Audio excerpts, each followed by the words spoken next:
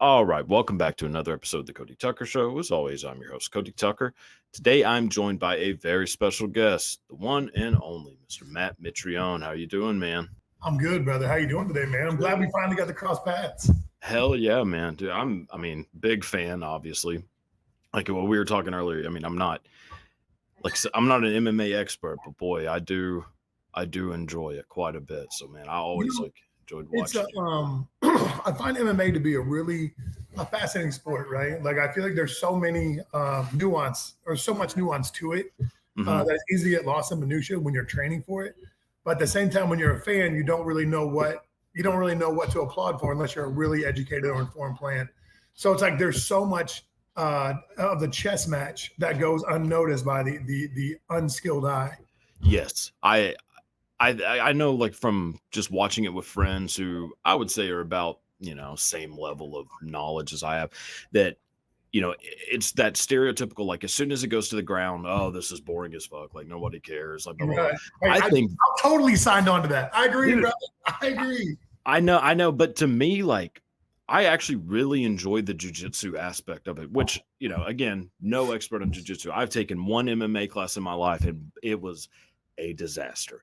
I was throwing up during the warm-ups. Oh yeah, for sure. Dude, yeah. And so watching like the jiu-jitsu aspect of it and seeing just like these small little mistakes where it's like I can't even see the mistake was just made, but suddenly this person is now in control of this person. Like, I think all of that is fascinating. Now, of course, a knockout is fucking. Do you mind if I drink a beer while we talk? I don't give a damn, dude. I don't Dude, I'll light up a crack pipe if need be. It's been a slow morning, but yeah. It's dude. I have a pool in my backyard. Yeah, and it is just gone absolutely ape shit today. So I've been trying, like, my pump has air in it, and it's just hemorrhaging on all levels. Just God, a series of disasters today. Dude, I'm to go back to your thought, I feel like when it comes down to MMA, right? I also highly appreciate grappling. Yeah. Not necessarily jiu-jitsu. I like catch a lot more than jiu-jitsu. Are you familiar with the difference between catch wrestling and jiu-jitsu? Mm-hmm. Okay, I'm much more of a catch-minded guy. That's because pretty much, like, one of my coaches, Josh Barnett, is a catch guy, and he's just a full-on fucking gangster when it comes down to being able to grapple, whatever else. You know what's funny, man? I got turned on to Josh by a handful of people, and I thought he was an incredible big body grappler. Yeah. And so he and I started communicating back and forth a little bit. I'd never gone out to see him or train with him at all. And everybody I talked to, like, numbers of people were like, hey, dude, that's cool and all, but don't go out and train them because he's going to hurt you. He's going to fuck you up. Like, he's this dude, whatever else. And I was like, oh, man, he'll be cool, whatever else, and I really didn't think anything of it. And then when we were grappling out there, first time I ever went out there and first time I ever grappled with him, dude, he couldn't have been cooler. There was one time that he held on to a choke a little, like after I tapped, held on to a little bit longer. I tapped, held on to a little bit longer. But I think he just wanted to test my mettle and just to see if I was going to freak out or not, if I was going to feel about it or not. Yeah. And so I tapped a couple of times. He didn't let go. I didn't go to sleep. He didn't hold me until I went to sleep. It was just barely enough trickle of blood to go. Right. And, so it's to kind of test, like, your nerves, like, to see how you do under pressure, or is it to kind of see, like, hey, do you really want this shit? Like, I think it's option 3. Okay. I think it's like, hey, what kind of bitch are you? Like, are you gonna freak out and it's gonna ruin your day because I put you through the ropes a little bit? Gotcha. Or you're gonna be about your fucking salt, and after this, you're gonna pony up and let's go. Right. Right. I think that's exactly what he was testing. And then with me, like, as soon as he did it, I was like, all right, hey, man, you got your one, but let's be cool from now on. And he was cool as a fan. He, like, literally, like, would let me drill on him and kick the shit out of him and do everything I could do to him. And Josh was humble as all hell. Like, it was an incredible experience for me. Yeah. God damn. I mean, I've been put into one choke, like, in my entire life, and the fear that set in. It wasn't like I didn't just, go out immediately or anything, but just like as soon as the little, just tiny little twitch of muscle hits you, oh my God, dude, I was full panic. Dude, I feel like this sounds going to sound really twisted, but I think that anybody that watches your show that knows anything about grappling will totally get it. Yeah. Like there's a moment of panic where you're like, I'm fine. I'm going to get out of it. I'm going to get out of it. Yeah. And then you wake up, and when you wake up, you have absolutely no idea what the hell just went on. And like, you're like for me, like I wiggle my fingers, like that's my way to come back. Like I'm on the ground, I'm knocked out, Okay. you know, like I just got choked, unconscious. Yeah. And like I'm kind of like laying on the ground, like wiggle my fingers, like, okay, this is real. This just actually happened. I'm not dreaming right now. Jesus. I fought a good buddy of mine named Brendan Schaub. Yeah. And Brendan caught me in a darts choke, right? A Bravo or a darts, whatever you want to call it. And he caught me in this choke. And I looked at the referee. He was like, I think it was Herb Dean. He's like, are you okay? Are you okay? And I gave a thumbs up and I passed out. And I remember like waking up on the ground. And I think the first thing I said was, I don't think I was all right, Herb. Yeah. Yeah. Oh man. I mean, cause God. So when you're in a choke, like when you are on the receiving end of one, yeah, like at what moment do you decide to tap? Because that's what's fascinating to me is to see the like person who just kind of lets it go, or seems like they're just letting it happen. Not letting themselves be choked, but like saying like, no, I'm gonna get out of this. And then next thing you know, I mean, they're out. No, it's a really fine line. And I'll be honest with you, like there's times when like we're grappling or doing whatever else, and like there's times where I won't remember either A, tapping or B, getting out of it, because it's like it's literally like that close. There's really times, like especially like in practice, like you'll be grinding like just a bitch of a choke, and you'll be trying to get out, and you're tucking and rolling and kind of trying to find a drop of blood somewhere to get through. Yeah. And then like you somehow you transition out of it, and you end up on top, like you hit a sweep or something out of it, and like you're laying there and you're like, I don't know how I just got here, but we're still alive and we're working. So this must have worked out. And so like you take like you just smother for about 5-6 seconds just so you can kind of regroup. God. Like, okay, let's go. Dude, your mindset is so much different than mine. Like, there's just no, I mean, I'm so claustrophobic. Anyone on top of me in general is already going to have me just, which maybe is a good thing because I'm going to be trying to get out of it as fucking hard as possible. But like, well, you probably actually want to conserve your energy because some people are like really good blankets, man. Oh, see, that would drive me fucking nuts. I fought a dude named Ryan Bader. I fought him in the Bellator heavyweight tournament. And Bader kicked the living shit out of me in 6th grade wrestling. And I could not, no matter what I did, dude, I couldn't get up. Like I was like just so like literally like the one more inch of movement and I was there. And I couldn't get that one more inch. And I was like, just what in the hell is going on right now? Dude, God. That was frustrating. Yeah. Oh man, I'd be crying. Like internally, I was just broken. Oh yeah. So I am curious because obviously you play football at, I mean, every like tier of football that you could do. I mean, high school, college, pros, and then you do also MMA. So I played football, not at any, high level, but just how difficult practice was, how like intense it was. What is the difference, like intensity wise, just how it like, how difficult the practice is for football versus MMA? Like, is it just night and day different, or does it kind of help one transition to the other? That's a really complicated question. But I'll do my best to give you the most simple answer from that. Okay. And that's because like the energy systems you use are extremely different in how your body reacts, right? Like in MMA, you use both aerobic and anaerobic, right? So like you have to go from 120 beats a second heartbeats, down to 90, but 90 has to be your stable all the damn time, right? Okay. And so you have to be able to hit your maximum heart rate, 160, 170 beats, or even more. And then you stabilize and come right back down as soon as you can, and then get right back in it. So you have to know when and how to throttle, and when it's time to light up, and when it's time just to throw stuff, just because you're kind of keeping distance and space, Right, right. Or like if you're choking somebody, like when do you really lock that bitch on and when do you really go for it? Mhm. And when are you kind of more just in a position like where you're just hanging on, waiting for the moment to go.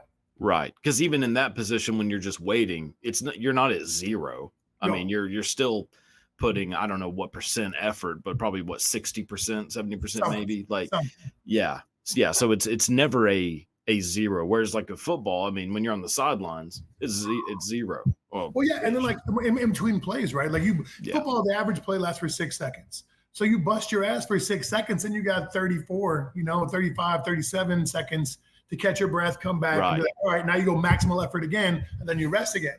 If you go maximal effort and then rest in MMA, brother, you're gonna get carried out on the stretch, Yeah.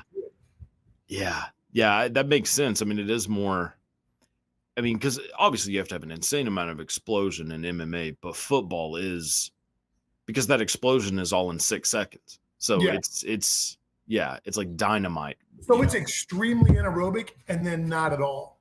Exactly. Yeah, exactly. And it's like I said, it's a moderately complicated question, but I tried to simple down the answer.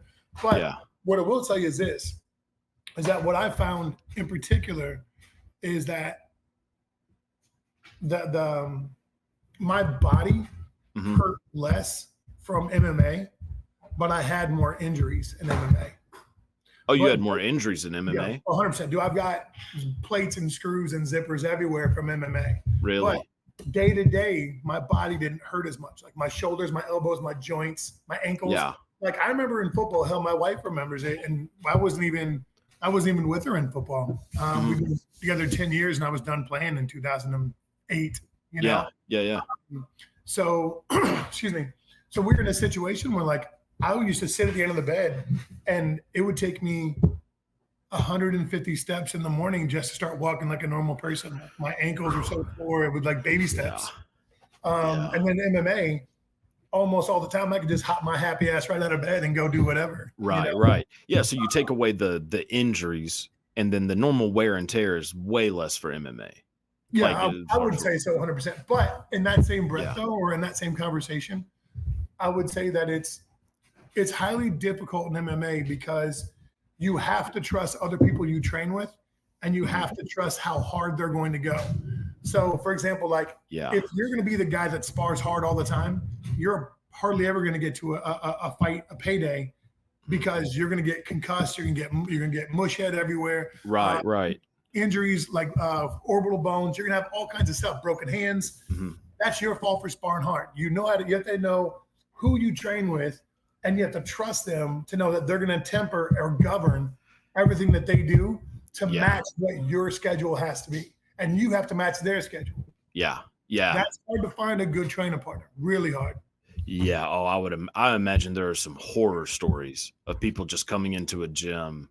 I mean, you see like the videos of it, which I don't know how, real all of it is, but you see like the people who want to kind of peacock a little bit. And then you're like, if someone we have that really doesn't happen much anymore, right? Okay. Like when I came in the MMA, that was in 2009, right? I was on the Ultimate Fighter in 2009. Yeah. And so my kind of initial years were 09 through 11, right?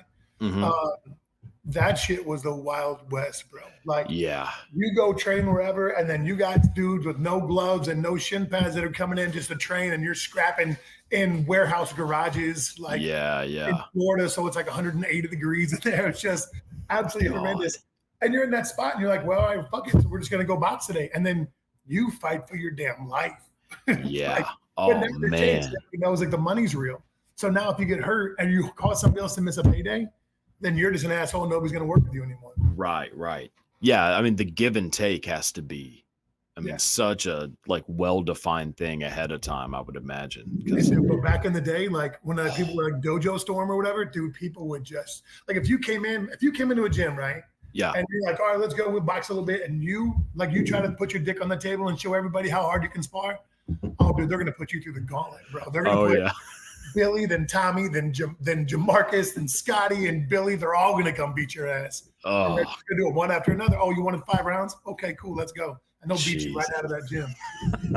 Yeah, fuck that. I mean, I've never been a fighter by any means. I am kind of, it just never was like in me to fight. Like, I mean, I grew up around a lot of like fighting and obviously, MMA is massively different. Boxing, any type of organized fighting, massively different than, your uncles beating the hell out of each other, listening to Hank Williams Jr. But like, there was something about it where I was like, I never wanted to do it, but I always wanted to be able to do it, if that makes sense. Well, I think so. I mean, there's something to be said for wanting to know how to defend yourself and make sure that anybody you're around is going to be safe. So that's what I was kind of wondering. So even so, you play football, which obviously you have to be in great shape, like, more athletic than probably 99% of the people in the country, I would argue, like to make it to the NFL, hell, maybe even D1, college football. But was there a different level in your like day-to-day confidence whenever you learned how to fight? Or did you kind of, does that make sense? Like, it does. All right. So I'm a bit of an anomaly here, I would think. And that's primarily because I've always been a loudmouth all the time. I've always talked shit. I've always been great. I'm a verbal chef. I got a audible buffet that comes out of this motherfucker all the time. So in that position, I could always talk myself into getting my ass kicked all the time growing up. And I did. I got my ass mollywopped all the time. Like these two twins, Willie and Willis Trotter, dude, they used to beat my ass for like 3 or 4 years. But I'd always fight them, right? Because no ho, I'm not going to back down from it. But in that saying, you learn to not care about losing anymore. Because I've gotten my ass kicked so badly in front of so many people that it didn't bother me at all to lose. So then at that point, you have a confidence like, look, I can take everything you're going to give out and I know how to scrap. So if you're not a better fighter than the Trotter twins, I'm probably going to beat your ass. And so there comes a confidence with that, like not necessarily because you learned how to scrap, but because I learned not to be scared of losing or getting my ass kicked. Yeah. So because the fear of losing is probably going to make you get your ass kicked more or make it more likely. You're going to hesitate, right? Yeah. Whereas if you go in kind of fearless, like I'm not necessarily fearless, but you go in with the confidence of winning. Beat my ass. Okay, cool. Yeah. There's an adage in football that goes, that boy's suffering from paralysis by analysis. The more you think, the less you actually work, right? So if you don't have to think about it, then you can just go out there and scrap and get your groove on. But if it's something that consumes you and you're so neurotic, or for lack of a better way to say it, like you're so captivated by the threats, then you're never going to succeed. Because there was actually Rashad Evans was just on Rampage's podcast, and he was talking about how he was just absolutely terrified. I think he was fighting Chuck. Okay. Yeah. And he went by Randy's house in Vegas, and Rashad was a mess, totally neurotic. And he was like, dude, what am I going to do? Tomorrow's such a big day. And Randy looked at him real calm and said, hey, the problem is you have not become best friends with the worst outcome possible. So as soon as you embrace the worst outcome, then nothing else matters. And if as the sun's going to come up tomorrow and your kids are still going to love you, you might get some shit talk on the internet, but your family's still going to love you. So what's it matter? Yeah. And even the worst outcome, I mean, what's the % chance of the worst outcome even happening? Like, so you go ahead and accept it, and then, hey, chances are, I mean, the worst outcome might not even happen. So really, I mean, really, honestly, the worst outcome is probably his knockout by Machida when he just got starched. Yeah. That's probably going to be the worst outcome possible. Well, and out of Rashad probably had 30 fights. Out of those, it happened one time. Yeah, exactly. Okay. Yeah. And how much money did Rashad make on that? Okay. Oh, God. Right. I'll hold myself to the best bidder. That's what I do. Oh, yeah. So when you're in the, like a camp, getting ready for a fight, let's say, no matter who it is, Shaw, Boy Nelson, whoever. So is that kind of the main focus of, that time leading up to the fight, is to make it to where when you're actually in the octagon, like there's no thinking about it? I mean, obviously you're training because you want to get better, stay athletic, blah, blah, blah. But is a lot of it to make things second nature to that specific person? Okay. So that's first of all, that's a very good question. Okay. Like legitimate question.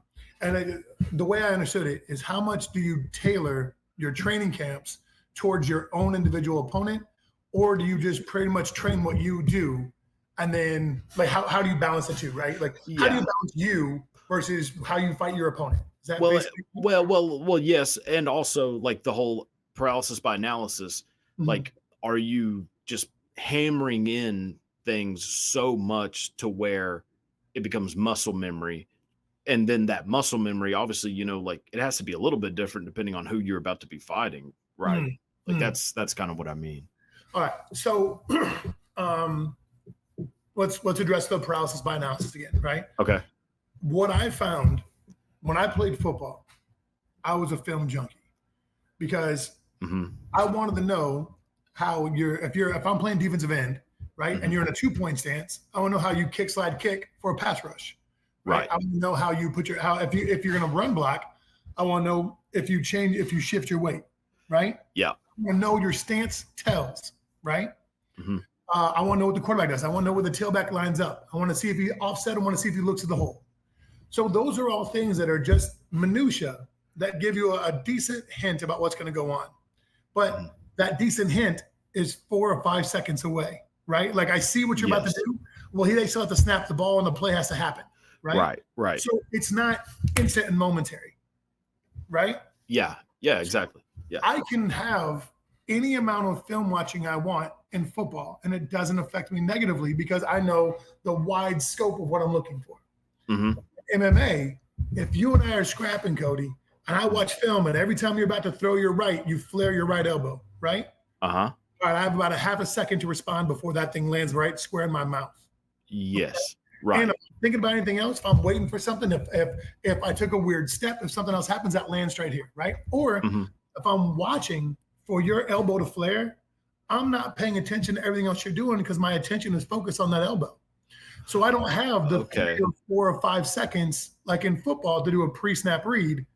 Now I have a half a second, quarter second, depending how quick you are, to get the hell out of that elbows away, right? Before I get back. So I found myself that the more film I watched in MMA, it was more to my detriment. Really? Okay. So yeah, that's interesting. Because I stopped watching film altogether. Yeah. But are like coaches kind of trying to mimic that person to an extent? So coaches tell my training partners, okay, look, this is what we're looking for here. I want you to do this. I want you to intentionally do this, blah, blah, blah.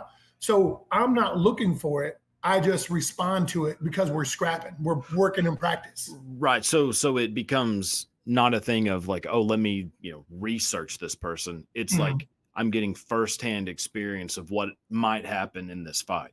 Right. So the coaches research, the coaches watch film. They know what's going to happen here.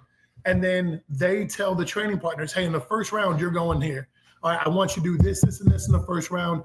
And I don't know it. It's unbeknownst to me. They're just setting the triggers up to see how I respond to it, whether it's positive or negative. And if like the elbow flare happens and I get stuck by it a couple of different times, I'm not responding to it. So they're going to talk to me about it. But if the elbow flares and I see it and I step off hard to the left and I come with a straight and a hook, all right, well, I just bid on it naturally because I saw the opening. Yeah. So it is kind of like a thing of making things second nature, but without doing the, over analyzing ahead of time. But at that same time, it's also, again, like we kind of addressed before, right? That with my athletic pedigree, especially at the time, I'm one of the best athletes generally in the world when I was in my apex, just because of football and my ability to do whatever, right? Right. So if I took that to MMA and I put that in a position where I was fighting mostly bouncers and like heavy plotted footing, whatever else. Yeah. Then I'm gonna shine them athletically. So I still need to develop and do what I do because I never wrestled a day in my life. So I still need to be athletic and mobile and be like what makes me different than everybody else. So I need to work on what makes me me, but at the same time, how I respond to what makes you you. Yes. Right. So it is, you do have to tailor it to a certain extent because it is, different people do different things, have different tells, whatever it may be, different strengths. Do you think that, not even necessarily fighting, but I guess it could really apply to any, athleticism. that part of it is something that you're just born being able to do, or do you think it's strictly how much time are you willing to put into this? Like, do you think you would have been able to be a fighter if you didn't play football? Like, or do you think football set you up to where, okay, like I've created this, athleticism that now translates to this? There's a lot of, we've worked with a lot of NFL guys, a lot. Yeah. And most of them, when it comes to hitting pads, are a shit show. Okay. So like the ability, like there's like a cadence or almost a pendulum, right? When you're striking, right? So if I throw my jab, my straight, and then my hook, right? Mm-hmm. So this is my pendulum. That's my rhythmical motion, right? Right. Even athletes like corners or defensive ends, which are the two most athletic positions in my position, and tight ends too, in football. Yeah. The cadence and the rhythm of this here totally throws people off.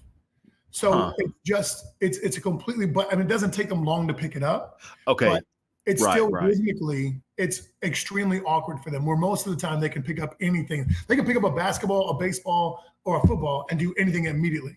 But the striking is different. But then if they want to move around a little bit and strike, just a jab their direction throws everything off because you're not used to being threatened at the same time. Okay. Now, right. To go back to your question of, are you born being able to do this or not, right? Or did the athleticism that you kind of developed over time help enhance it, or your ability to do this? Yeah. The least complicated answer I can give you, and I've not really pieced this together, so I'm kind of doing it as we go. Gotcha. Yeah. Mike Tyson said everybody's a black belt or everybody's a gangster until they get punched in the face. Yes. He said something like that. Yeah. That is extremely accurate. Like if you getting dotted in the face doesn't throw you off, then you're going to be just fine fighting. But if something coming at you like aggressively, if something hits you, like if something hits you in your nose and you smell the iron and then it's starting to bleed or your nose is cooking, you can see it in your undersight. Or like you get hit in your eyebrow and it's leaking mud into your eye. There's a big part of even fighters now that are like, fuck this, I'm out, I'm done, I don't want it. Yeah. Right? Like it just happens. So like if you have the ability or don't have like the fear response of getting punched in the face, then you're gonna be just fine. Like that might be learned, that might be innate. I don't know. Yeah. See, to me, that's what seems innate, is the fear or lack of fear. I mean, it's to me, like, it seems hard to unlearn fear. Not that you can't do it, but like that seems like it would be the hardest part than just learning like the physical techniques that you need. Is that just like just ask Ricky Bobby? Right? Yeah. Oh, yeah. But was it Karen? Yeah. Oh my God. Dude, I mean, it's crazy. There's times like when I'd be like the first, I think I had, I don't know, like mid-20s. I don't even know how many fights I've had, to be totally honest with you. Yeah. And I think I had 15 in the UFC, I'm pretty sure. Right. And the first probably 7 or 8 fights, Chris Lytle was my mentor. And I was telling Chris, like, dude, I find myself like standing in the middle of the cage, like when I'm scrapping, like this is real life. Like I'm actually in the middle of a fight. And I think to myself, like, holy shit, this is actually going on. Like I should probably throw a punch or something right now. Like, what am I doing right now? Like, I'm about to get my ass kicked. That's awesome. And I could be winning the fight. And it's just like an incredibly surreal moment where you're like, what did I just do? You know? Yeah. And then like Chris is like, just give yourself 10 fights. And then after your 10th fight, you won't even have that thought anymore. It'll be totally normal to you now. Yeah. And he's right. Like, it's just, you just have the moment. And then, oh shit, Cody, I got to talk to you about this one. The adrenaline dump. Holy shit, dude. I can imagine. Oh, dude, it's brutal. Like your first, like I said, probably like 5 to 10 fights. And like, depending on how well you handle like stress or whatever, dude, you're on top of the world for about 90 seconds, maybe 65. Yeah. and then it is the worst fucking next 3 minutes of your life.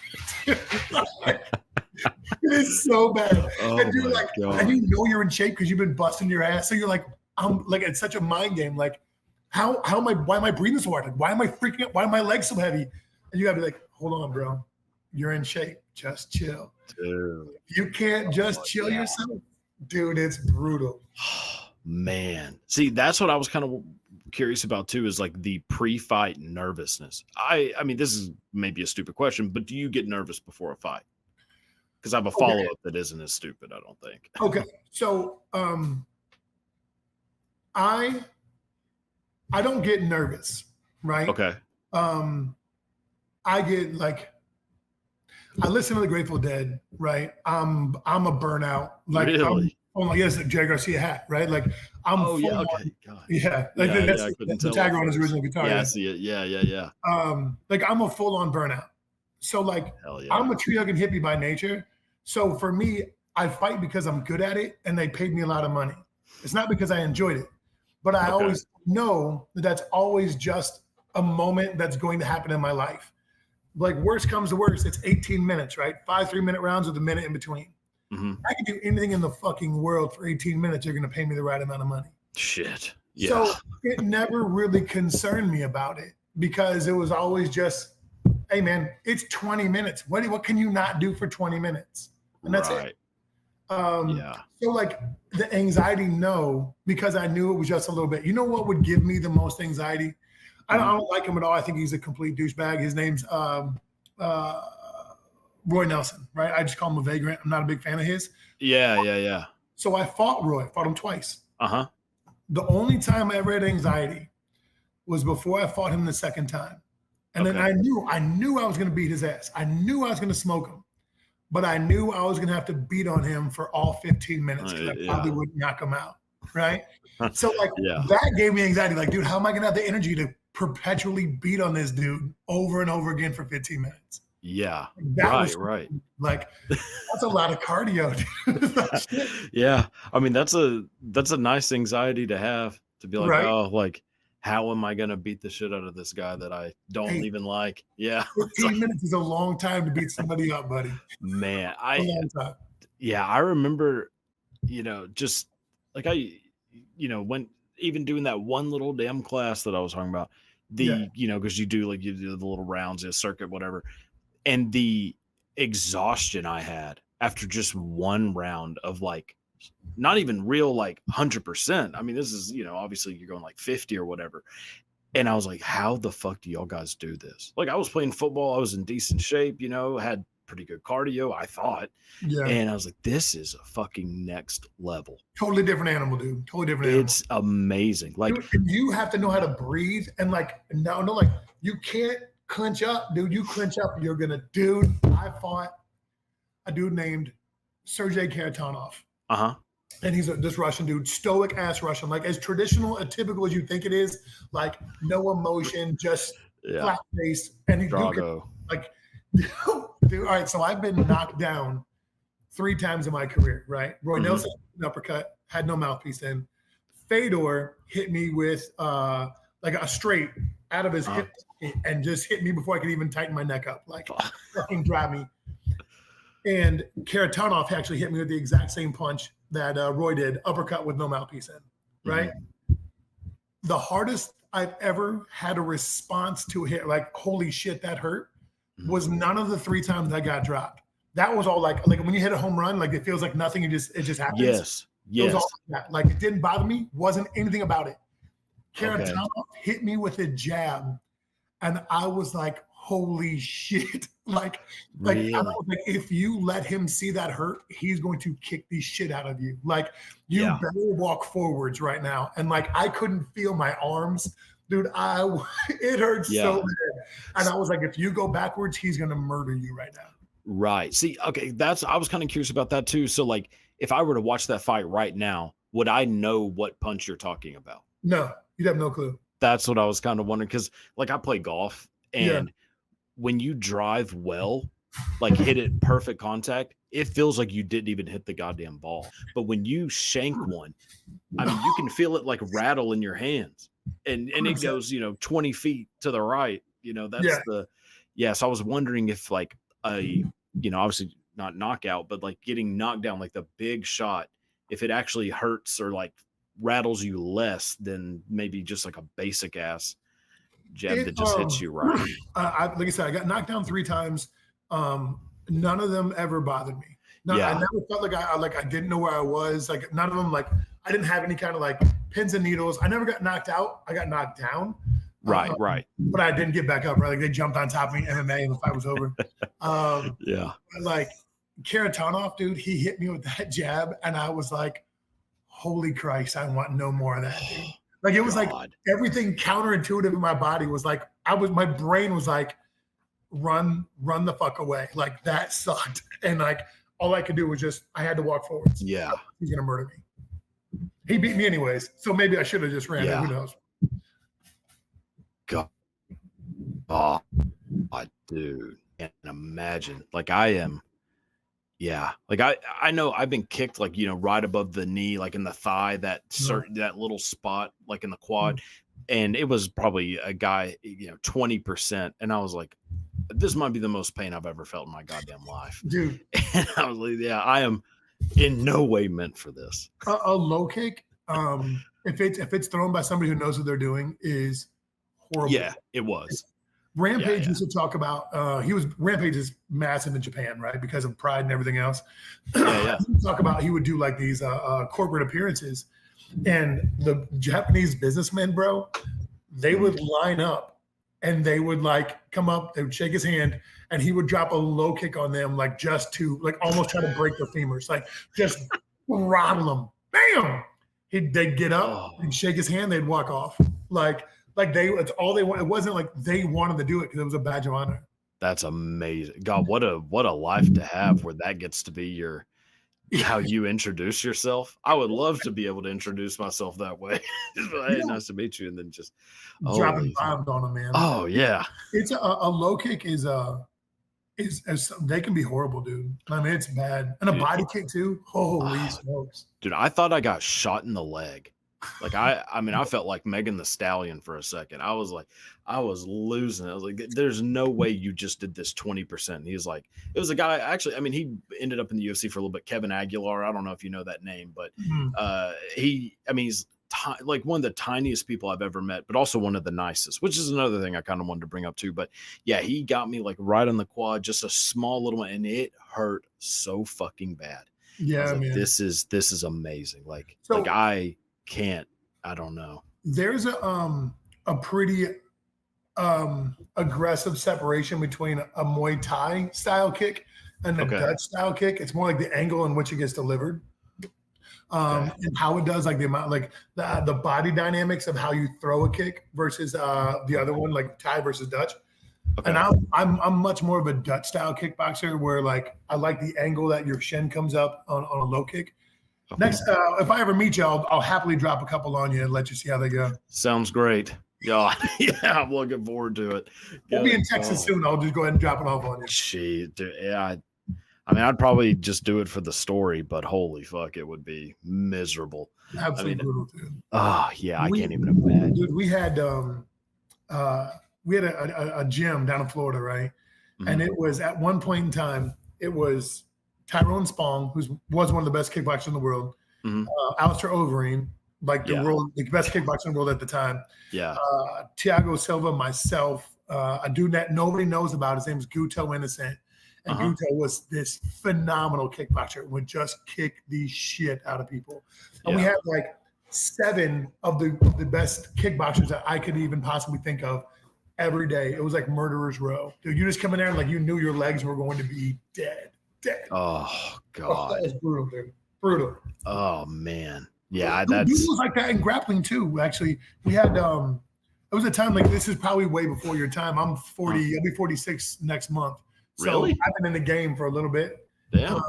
And there were like 5 of the top 10 or 15 grapplers in the world were at the gym just waiting on like Jiu-Jitsu Tuesday or something. Yeah. And I remember walking in being like, oh shit, today is going to be terrible. And it was like all their understudies came, like everybody that could possibly kick the shit out of you that looks like they're just like a pencil pushing nerd. Like all of them were there just waiting and salivating to come choke you right there. Oh God, dude. So a football question. Yep. The thing I've always kind of been curious about, which one is the bigger jump? Like, you know, just overall high school to college, like high level college, or college to NFL? I didn't feel like there was really any change for me from high school to college. Really? I didn't feel like it was that dramatic of a change. Okay. I mean, hell, I was a freshman All-American at Purdue. So like, Yeah, it was a pretty easy transition for me, right? Right. Then I like started drinking way too much and fell in love with partying and shit. So like I didn't finish up as strong as I could have, you know, as well as I started. Yeah. But the transition from college to the NFL was incredible. Really? For example, like I think I started every game my college career basically. I think it was like 46 starts or something. I have no idea. Some large number.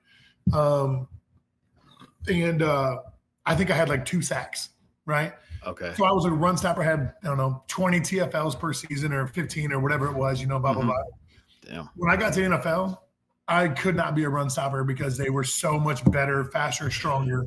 Yeah. I couldn't, so I had to become a pass rusher. So that's like, that was my like how I stayed in the NFL for 4 years, not seasons, 4 years, because they were just so much better than I could have even imagined. Yeah. And then you have guys that are like Michael Strahan, right? So Strahan and I were on the same line. Strahan was always Michael Strahan. I was just the dumb free agent rookie that was, you know, that happened to be at the right place at the right time for the most part. Yeah. And dude, Stray was so good. He was so good that like in college, you can get to a position where like you're so capable. You make the play before it's there. So you have to wait for the play to happen, but you're already in place for it or in position for it. Does that make sense? Yeah. Oh yeah. Okay. So in college, you can do that, right? And if you're good, there's a situation, and I was good in college. Okay. In the NFL, it's over. Like there's no waiting around for it to happen. And Stray would wait around for it to happen. I mean, he was athletically, it was just like it was him and everybody else. Right. Like that before. Yeah. Because you look at him, you're like, dude, there's no way. This guy here looks like SpongeBob, right? He's got the guy in the teeth, whatever else. Like, and you'd be like, there's no way this guy's the best athlete in the world right now. And he is. It's also a thing that's just kind of got lost over time because of like how much he's on TV, where you're like, it's the same way people, I think, like how I look at Howie Long or like Terry Bradshaw. I only know them from TV. Like I didn't see them play ever. But then you go back and watch and you're like, oh yeah, Howie Long was a monster. Dude. Yeah. But I'm used to seeing him just the dude, you know, with the flat top and the glasses. Like, it is interesting because that level. Because I played, you know, a little bit of football, and there were people that we played with who we were like, dude, this guy's definitely going to the NFL, which is, you know, hilarious, what everybody thinks. And these are guys that didn't even play like really any substantial college football. So it's like, God damn, how good are these people in college? And then how good are the people going? Like, I never met anybody who was like Patrick Mahomes is from my area. And like, there was like track meets against him, but never played like football against him. But, you know, you wouldn't have thought anything of him. Like, it's just kind of like a small little kid. But like, I've heard stories of people, you know, who played against pros or people who went pro, played against them in high school. And they were just like, this guy was a grown man playing against us. So I was always kind of wondering like what how noticeable that jump is for somebody like you who kind of was that guy. You know, so for, I was a late bloomer, right? Like I was, well, I mean, I guess so when I was a freshman in high school, I was 5'9", 200. When I was a junior in high school, I was 6'3", 280. Damn. So like I wasn't capable until I got into my body because I was always growing and awkward. Okay. And I was chubby. I was a fat little kid. Like I was fat in college, like mad fat. Dude, if they still had my photos up on the internet of my rookie year or my year with the 49ers, dude, you would download these things and be like, there's no way. Like I look like a serial killer who ate donuts. And like there's some people like that just develop later, you know, and that. Sure. But what I was gonna get to this point is for college people, the guys in high school that are like this dude way back in the day, like when they're freshmen, don't turn into anything because they already hit their peak. So the late bloomers, that's who coaches look for now. Actually, Cody, this is a whole different conversation, but we can actually get into it on another topic sometime if you want. But the recruiting process has changed because now of NIL, right? And because of the transfer portal. So now there's no time for college coaches, football coaches I'm talking about, to recruit and develop.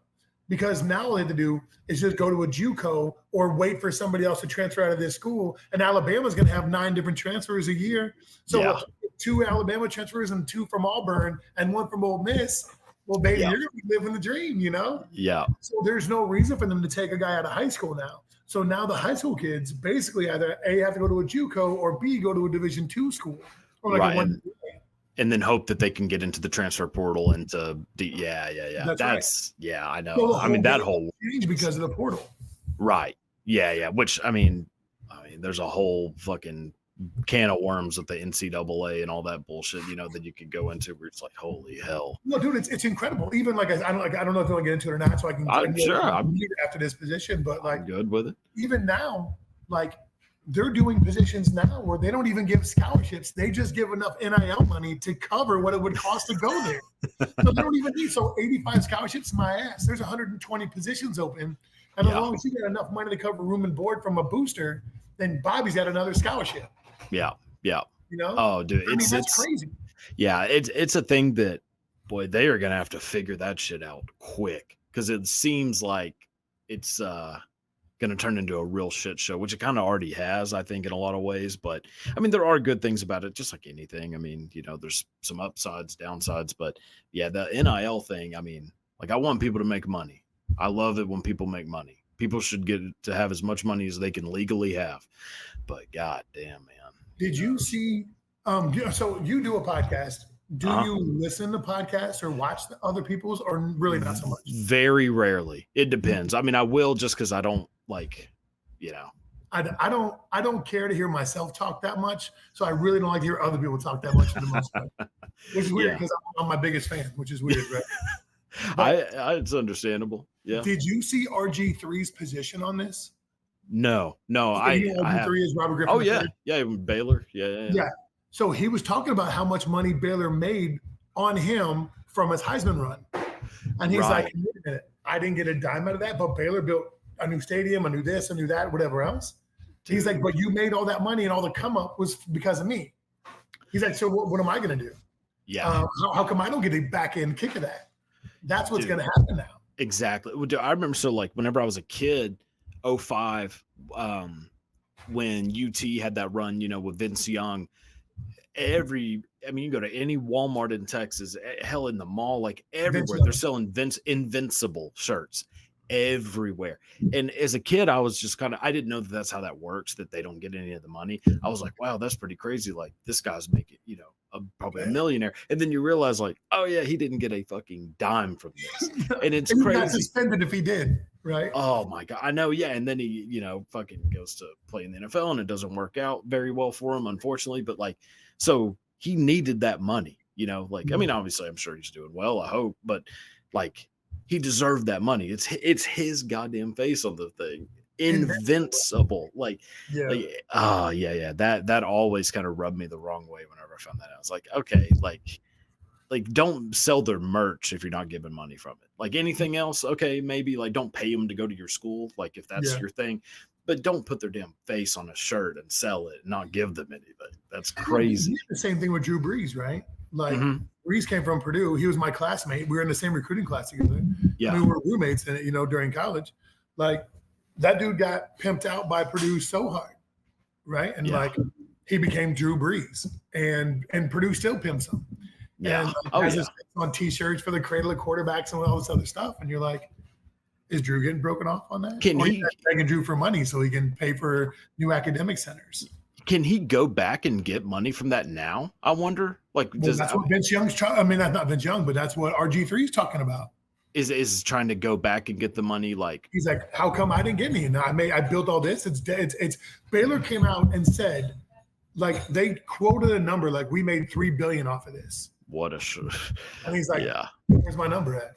Right. Well, I'll tell you, I mean, as somebody, you know, with family who's gone to Baylor and all that shit, Baylor ain't gonna give him a fucking dime. That school, I mean, that place is such a weird little cult. I mean, a lot of colleges are actually, but like, isn't it in Waco? Yeah, well, great point. There's a bit of a track record. There's something to watch. Dude, so I was told, you're a Texan, you can tell me this. Yeah. I was told that if you go to Waco and like you go anywhere and you ask about it, they'll be like, I don't know what you're talking about. Like they don't get at all. Sort of. So, I mean, yes, like, I mean, you know, it's not necessarily that, it's more just that, like, they're just tired of hearing about it. You know, it's the only thing people care about. Kill the conversation before it starts. Yeah. They're just like, okay, another fucking person asking about David Koresh. Like, great. Like, I didn't know David Koresh, damn it. Like, you know, it's one of those kinds of things. But also, all of my family are from Waco. And really? Mom's family. All my mom's family are from Waco. They, you know, they knew the Branch Davidians like decently well. And they were like, they're the nicest people on the planet. And they were all pissed that all that happened. They were all like, it's kind of like a lost thing that the people in Waco were on their side. Like, they were not on the well, they didn't break any rules, right? Isn't that what it was? Well, sort of. I mean, right? Well, kind of, because what ended up getting them in some shit was that they were turning semi-automatic rifles into automatic rifles with this like bump stock fucking thing. The bump stock was involved way back then. Oh yeah. Which at the time was not actually illegal, at least in Texas. I don't know about federal, but like it wasn't illegal to do that. But I think it might have been a federal crime at the time, just not a state crime. There was like some bullshit where they were trying. It was like a lot of finagling of the law where, they didn't necessarily break the law, but also David Koresh was doing some creepy shit to people.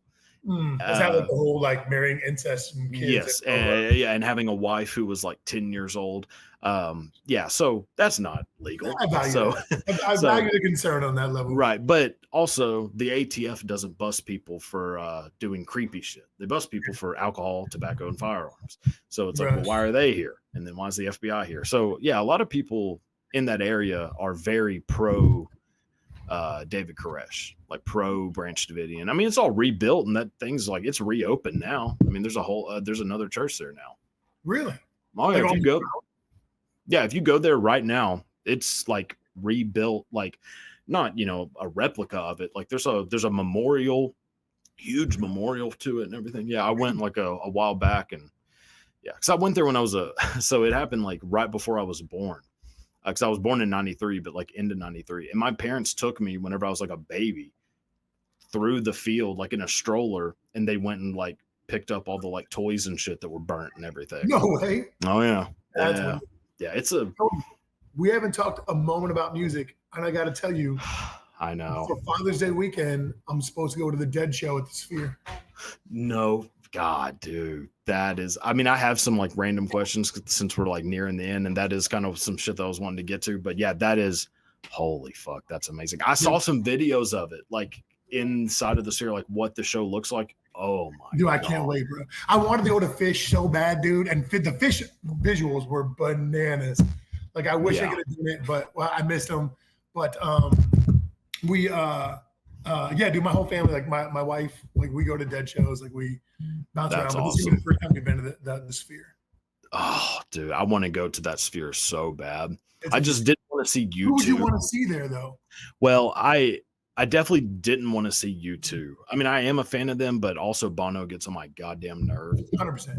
So, like, part of me is just like, I don't want to hear this dude preach to me for an hour and a half about fucking what's going on, and you know. Africa's like, well, you're not doing shit about it, prick. Right. Like you're a millionaire. You fix the whole problem pretty quickly, but you're not. Yeah. But I mean, Bono's also the same prick who spent $30,000 to have his hat flown from Dublin to New York privately because he wanted to perform with a certain hat on. So just kiss my ass. I didn't know that, but I'm glad. He's a douche. I mean, the rest of the guys are probably very nice. I don't know, but So I would, man, that is a great question. I don't know. I think the Grateful Dead's a fucking great pick for the Sphere. Like, dude, we had tickets for the last show in '95 in Chicago, and I couldn't go because of football camp. It was my senior year. Couldn't go, so I missed it. Oh, that sucks. But we did see the two of the last three Fairly Well shows in Chicago. Okay. Yeah. Oh, that's damn. Yeah. My wife never was into the Dead before me. And so we went and saw the Dead. We went saw them once in Dallas and drove down to Austin and saw them in Austin the next day or day or whatever. And like she was like, she's way more conservative than I am. She was dancing in the aisles, having a great time, dude. Like she was. You have to, dude. I mean, you have to. Like so I'm kind of with her. Like I was not a fan of the Grateful Dead until somewhat recently. Whenever I actually like finally was like, you know what, I'm gonna just sit down and listen to a live album. I'm just gonna pick one at random and I'm gonna give this damn band one more chance. Hell yeah. And something clicked. I was like, what album did you listen to? It was because you know, if you go on Spotify, there's like a million of their live albums, and it was live at somewhere, whatever university's in Hartford, Connecticut. Yale? No, not Yale. It was somewhere like live from Hartford. 1974 or some shit. I just literally picked one at random and played it. And, you know, and it was like Franklin's Tower. I think like a bunch of these songs that like I had never heard those songs before. I knew like Casey Jones, Truck, and the more hits. Commercialized. Yeah, exactly. Like I knew those songs. I was like, But then I heard like Franklin's Tower, Easy Wind, like some of these songs. I was like, oh, I did not know that they had this kind of shit going on. Like Dire Wolf, like and they had a cover. They were doing like a cover of Me and Bobby McGee, which is one of my favorite songs. Like that's a great cover there, dude. Great cover. Amazing. Yeah. So I heard that and I was like, whoa. Why am I not getting shown this Grateful Dead shit? Like, you know. So my favorite song by the Dead, well, it's the difficult, right? Like, so everybody has their favorites, but like the one that I remember the moment I started liking the Dead, I was in a house party in high school and I was walking up the stairs to go do whatever. And I heard Unbroken Chain being played. And I don't know if you're familiar with Unbroken Chain or not. Yes. Yeah. Like the moment I heard it, I was like, holy shit, who is that? And I stopped on the stairs and I listened to it and I was like, that's incredible. And then that was my catalyst into the Dead. Now, Cody, I know you're the interviewer and I'm the interviewee, but I got a question for you. Go ahead. I ask this question because I'm a music guy. I ask questions quite often to people I care about. Okay. If you could go back in time and see 3 to 5 bands, right? They're no longer at their apex. I want you to see them at their prime. Yeah. So I'm going back and seeing these bands' heyday. That's a question I ask everybody too. That's hilarious. Is it really? Swear to God. I mean, you can go back, look at any episode of this, show. At some point, I asked somebody what the I didn't mean to say your thunder then, man. My fault. No, that's awesome. So the Doors for sure. I'm 100%, Jim Morrison is. I bought my dad the original lyric sheet from People Are Strange. Oh, what? Dude, it's awesome. In a shadow box in his pool room at his house. It was the best. It was the moment I knew I made it in my life when I could buy the original lyric sheet signed by all 4 Doors and it's sitting in his house. And I was like, oh, it was signed by Jim Morrison too? Fuck yeah. I mean, it's already rare to find anything. Oh man. Dude. That's crazy. Yeah. That might be like so the Doors. Yeah, that's holy shit. Yeah. So the Doors for sure. Gotta be Led Zeppelin for sure. Doors, Led Zeppelin. Actually, Kiss. I think it would have been amazing to have seen Kiss. Like, I mean, I'm not even like just a massive fan of them, but just to feel what that show was like in 1976. It was different than everything else. Exactly. Like I know, like my parents, everybody who grew up with them are like, no, you don't understand what Kiss was like for us. And it's like, yeah, okay. So I would like to see that. And then maybe maybe Van Halen, which I know they didn't really sound that great live from what I've heard, but yeah, I would. Yeah. I mean, Hendrix, the Misfits. No shit. Yeah. It was, I mean, not like the originals. I mean, some of the original people, but yeah. And then, Roger Waters, Pink Floyd, That was like the second concert. But no shit, dude. I'm a massive Pink Floyd. I like Pink Floyd so much. My kids are like, dude, turn that shit off. Dude, I love them too. I mean, it would be hard not to put them on that list too. Like during the the Dark Side of the Moon tour, like that would have been Frank Zappa. That's another one that I would have loved to have seen. I never got into Frank Zappa. Never got into him. But what I would say is Pink Floyd, their Echoes album. I'm sorry, their Metal album. Yes, Metals. Yeah, Metal is my favorite album. Pink Floyd, hands down. I love it. Really? But my favorite song from them ever is the Adam Hart Mother.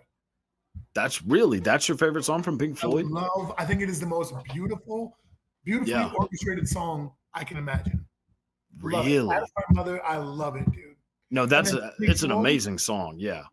Pink Floyd, like it's Adam Hart Mother, but I feel like I love DSOTM. The transition from Brain Damage, Eclipse, like I'm like, dude, that's such a smooth go. Like I love it. Yeah. Oh man. I mean, my favorite's The Wall. Like The Wall is just it's a good album. Dude. Yeah, to me that's the greatest album ever made. Is The Wall.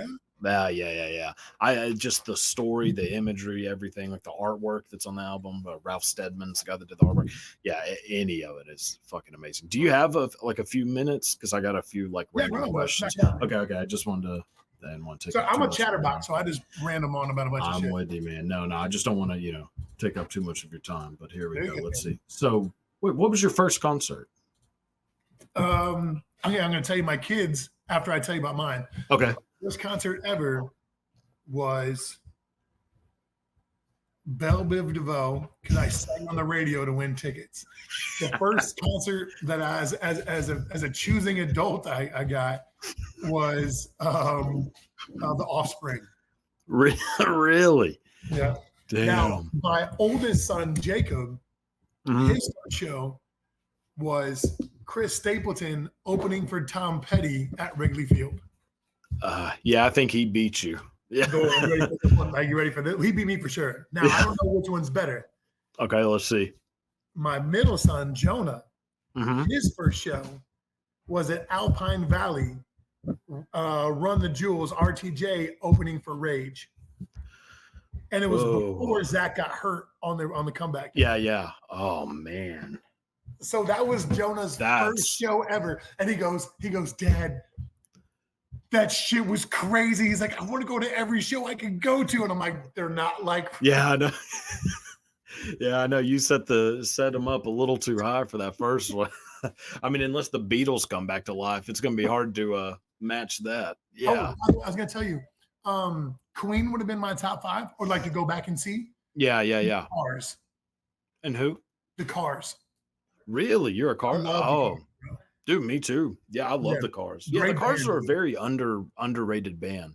Yeah. I mean, obviously they're famous and everything, but they should be put. Dude, they got you think about it. If you put on the Cars' greatest hits, you're not going to skip a song for 9 or 10 songs. Oh, hell, actually, their first album, you wouldn't skip a song. That first album was I'd say probably the greatest debut album ever. I don't know another band that started that strong. Led Zeppelin maybe would be closer to Sabbath. There's a few, but not. I could be mistaken, but I'm pretty sure my father saw Led Zeppelin open for somebody. And I want to say it was Iron Butterfly, but I could be wrong. That could be it. I mean, Led Zeppelin, yeah. Their career is fascinating. To go from just being a bunch of studio musicians playing on every big song of the mid to late 60s to then blowing up. Yeah. Yeah, Jimmy Page is on the James Bond theme song from Goldfinger. Really? Yeah, he's the guy playing the guitar in Goldfinger. No way. Yeah, dude, yeah. I love your reels. I love the little bits of nibbles that you give, and you're like, this dude, blah blah, and whatever else. And sometimes I know it, and I'll listen. Hey, he's talking about this person here, and my wife. I'm like, Mama, come on, listen to this. I guarantee he's gonna tell you this person. The whole thing, George Harrison and Eric Clapton, and the whole dude. Yeah. And was it Pam, the chick that everybody wrote songs about? Oh, Kathy Smith. Yeah, Kathy Smith that killed John Belushi. Well, killed John Belushi. You dropped that the other day, and I was like, dude, that's nuts. Oh, yeah. what's the dude's name that got Phil Hartman's wife back on cocaine? He's a little comedian, and everybody hates him. Andy Dick. Andy Dick. Yeah. He's like an Andy Dick connection. Like she is yes. like. Oh, that's a great point. Yeah. I forgot Andy Dick's. Yeah. Because that's why everybody on that show hated him at one point on talk radio or news radio. I used to fucking love that. That was Joe Rogan. Yeah, right. Yeah. That was right. Which is crazy to go back and watch that, and you're like, how the fuck is this the same person? Like, how did he have hair? Yeah, and like darker, like he just looks different. Like, and not good or bad. It's just crazy. Yeah. Joe's a good dude. You'll like him when you'll meet him someday. Plus, yeah. You'll like him. Yeah, I've always been a fucking massive fan of his, like for sure. What's a movie that everyone loves but you hate? Titanic. Oh, yeah. He just looked at me disgusted. I don't like what other movie? The Step Brothers. Oh, Step Brothers. You don't like Step Brothers? I don't, man. Really? But I love, literally, dude, in college, my senior year in college, I fell asleep every night to Billy Madison and Days of Confused. Oh, Days of Confused, man. I That's love it. yeah. Billy Madison's the funniest movie ever made. But I don't want to watch Step Brothers again ever. Really? See, I'm kind of opposite. Like I just watched Billy Madison like a while back or a couple weeks ago. Hadn't seen it in a while. And I was like, this isn't as funny as I remember it being. I don't know why, dude. I don't know what it is. Like, but I love Step Brothers. But Days of Confused is dude, top it's 5 so greatest movies ever made. It's so good, dude. It's the greatest soundtrack ever. Like 100% movie soundtrack. Better than Forrest Gump. I mean, I was just talking about this. I think yesterday with someone.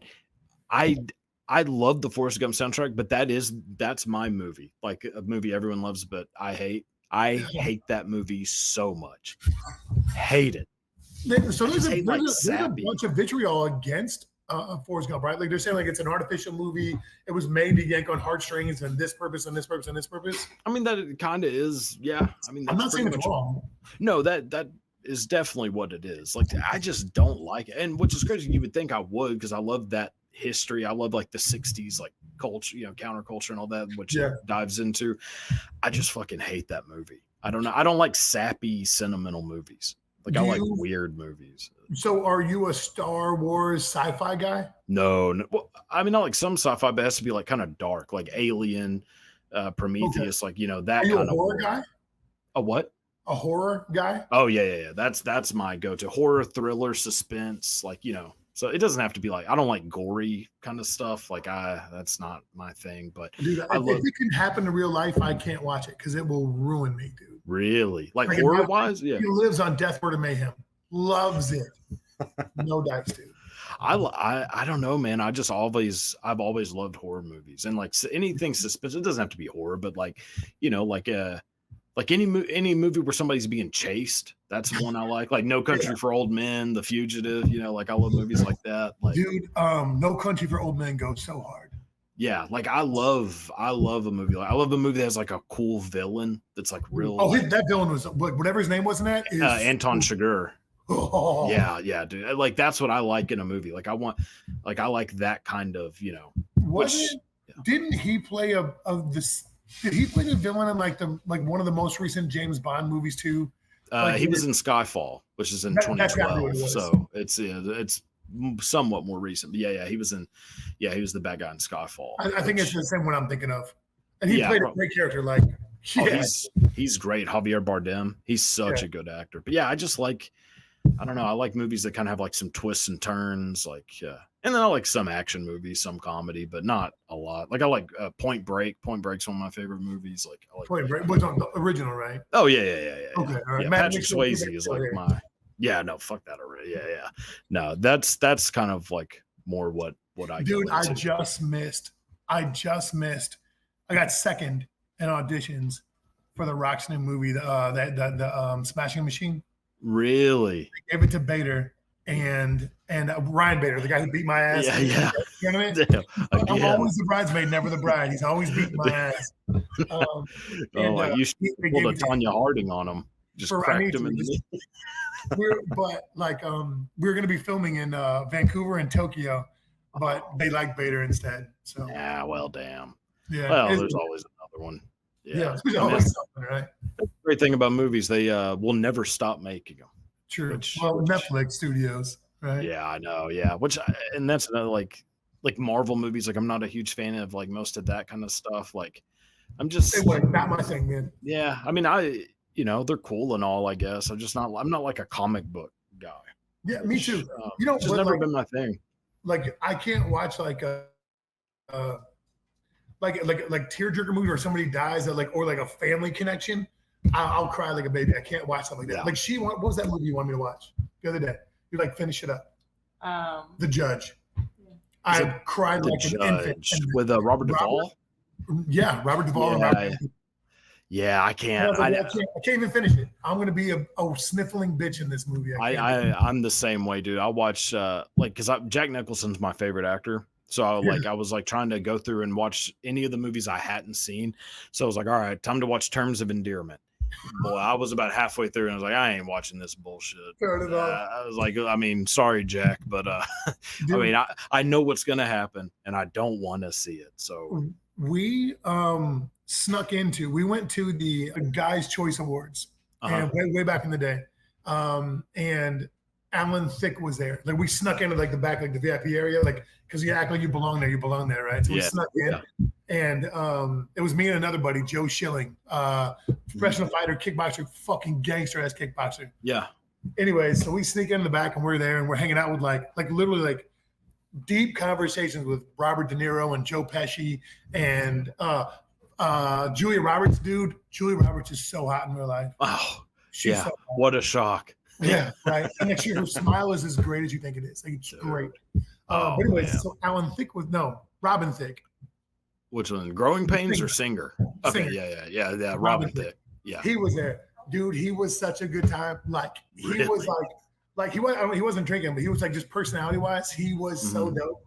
Like, that's awesome.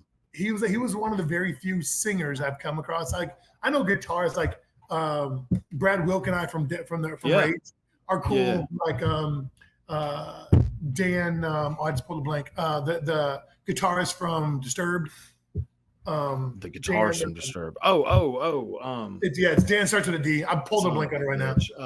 I know exactly. He's a great dude. They're all from Chicago. He's a good ass dude. Like, I get along. So most of the time, like, lead singers are a little bit different. Robin Thicke was a fucking riot, dude. He was a great time to be around. God damn. Yeah, by the way, little trivia. I live in Lafayette, Indiana. Axl Rose and Shannon Hoon are both from Lafayette, Indiana. Yeah, so I didn't know that they go back. You know, like that Shannon Hoon and Axl. I think Axl Rose dated Shannon Hoon's sister, maybe. And Axl brought Shannon out to jump on the album, I think. Yeah, well, yeah, and then he's singing backup on "Don't Cry." Like, that's Shannon Hoon. Yeah, I never would have pieced those two people together in my life. Dude. But Blind Melon is fucking incredible. That's so just so this is at least out there. Shannon's daughter, his ex-wife. Well, I don't think it was his girlfriend. I don't know if it was ever his wife. But his daughter does great. Like, she was stuck around for Purdue for a long time. She did really well. Like everybody I know that knows her says she is an incredibly cool chick, well-adjusted. Blah, blah, blah. Because you always think, like, if your father's a rock star and he dies early, whatever else. Yeah. Apparently she is an incredibly cool chick. That's what I've heard about Kurt Cobain's daughter, Frances Bean. Frances Bean. Yeah, she's married to Tony Hawk's son. Shut up. Yeah. I didn't know that, he had a fucking amazing band, too. That dude is super talented. Oh, yeah. Riley Hawk. Yeah, he has a band. God, I can't remember the name. I have to look up the name. I'll send it to you. No, it's like I was very surprised. Like, it's so good. But yeah, they're married, and she seems to be doing all right, which you never would think so with those parents. Especially with Courtney Love as your mom, you were like, nah. Oh, you're doomed. like how the fact that you're alive is already surprising. 90%. Oh my God, yeah. No, it is wild, dude. This has been fucking awesome. I mean, I don't want to, keep you just all damn day, even though I could, but man. So actually, I do have one last question. So whenever you're cutting weight, obviously you got to do whatever the fuck it takes to cut weight. And when you're in camp and doing all that stuff, like, I'm sure you're eating like pretty fucking lean, like on a, I mean, are you on like a regimented diet? Like. Right. Well, so you're not gonna like this answer, my dude, because I'm a heavyweight. I don't cut shit. Right? Really? Well, people that so like naturally right now, I'm only 270 right now, but I've been trying to diet a little bit because it's summertime, right? Yeah. But I'm 280 my normal body, but when I was fighting, I weighed in as much as or as little as 249 and as much as 266, but I'd come in fight week at like 270, so you drop 3 pounds, Really? I don't know why I thought you'd have to lose. Or the like you're still for heavyweight is 266. Really? I thought it was lower than that for some reason. I thought it was like 250. But yeah. Well, maybe I could be thinking about that. Yeah. Boxing's like fucking 2.25 or something like that. Yeah, which is crazy. Yeah. Which there should be another class after heavyweight. With me at 225, I'd be a skeleton. Oh, dude, I couldn't even fucking imagine. But what I was gonna ask is, do you have a cheat meal? Like a go-to, like if I just want to be a fat bastard for a day, this is what I'm eating. Cody, I love you, so I'm going to tell you the truth here, okay, buddy? All right. When I am in camp, like I try to eat healthy. I don't have to. I just try to, so I don't look like a disgusting fat body, which sometimes works and sometimes it doesn't. Yeah. The way it goes, Yeah. Oh, yeah. Like I love food versus sweets, right? Like, okay. I can crush. I would like baked goods are a weakness for me. Like I'll fuck up a Dutch apple pie. Like I will cause a scene over that joint. Yeah. But it wouldn't be my first go. But I would eat like a Lou Malnati's deep dish pizza, like from Chicago. I would eat that. I would eat like Italian beefs. I would just consume gluttonously if I could. If I didn't ever touch like a sleeve of Oreos or that delicious Dutch apple pie we were talking about, then I wouldn't miss it or I wouldn't really crave it. Right. But if, I would be like, hey, let's drive 2.5 hours to Chicago because I want a Lou Mouse today. I'm with you. Yeah, I think growing up, huh?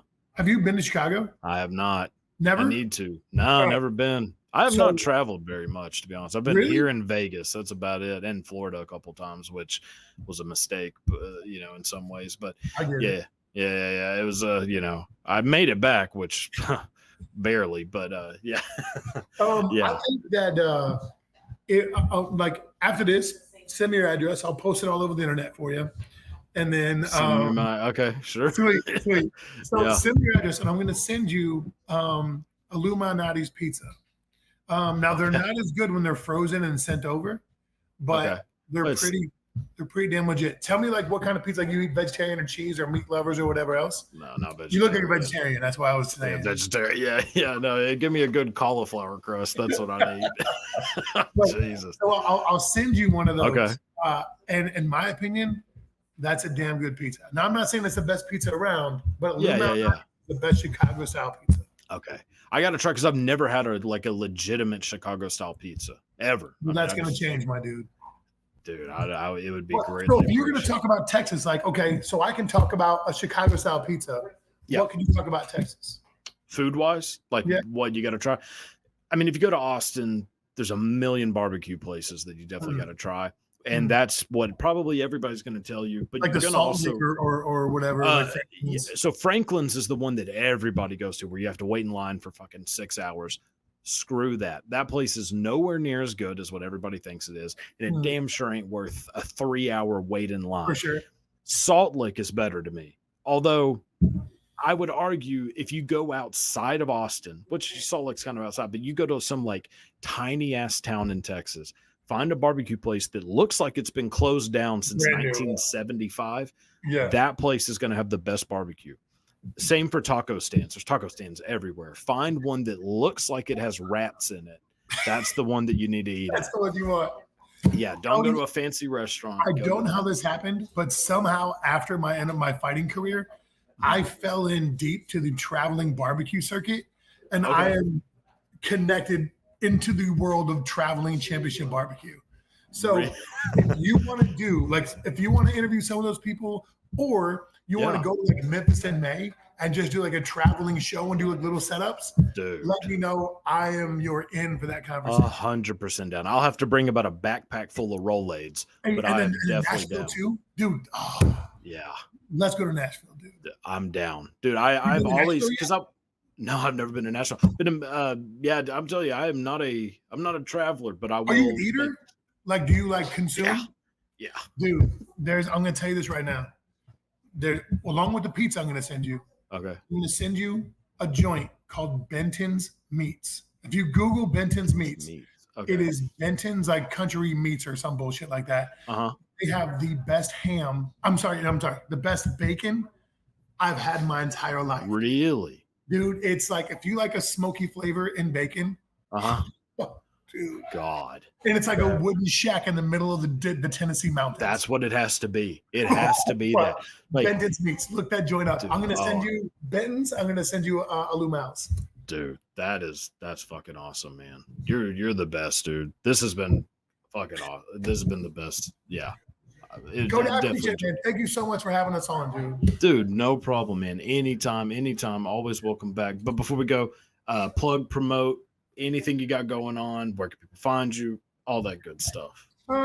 Dude, I'm retired, brother. I got nothing to plug, nothing to promote. I'm just a happy ass dude living a happy ass life. Amen. That's the way to be. God damn. How old are you? 46? Is that what you said? Oh, I'll be 46 July 15th, my dude. Man, that's a great way to be. I mean, you got everything going. Only going up, dude. Man, I'm fortunate where things just worked out for me. No matter how much of a douchebag I was in my former lives, they just worked out this time. Like, I got 3 awesome kids. I got a dope ass wife. I got 2 cool dogs and 1 asshole. I can't go wrong. Dude, if I've said it a million times, if you stay out of your own way, life kind of works out. It just kind of does. That's so accurate. It does. Yeah, like if you don't ruin it, those hurdles, then they'll be okay. Yes. If you let a self-imposed hurdle break you, it's never going to work.